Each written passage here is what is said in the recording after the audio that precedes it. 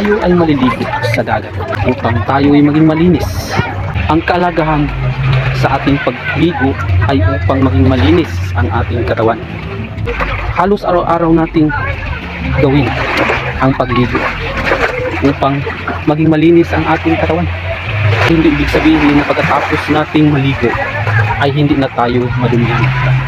Kailangan pa rin nating maligo ulit kung sakaling tayo ay nadumihan. Ang paalala sa video ito ay kailangan din nating magsimba.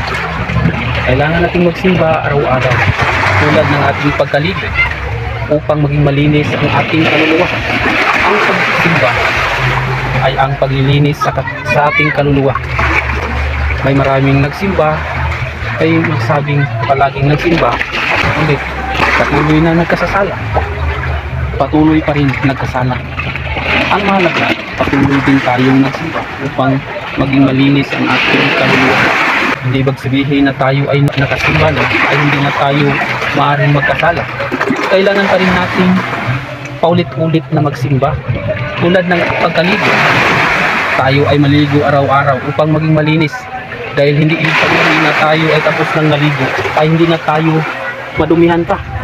Kailangan pa rin tayo ay maligo ulit kung sakaling tayo ay nadumihan.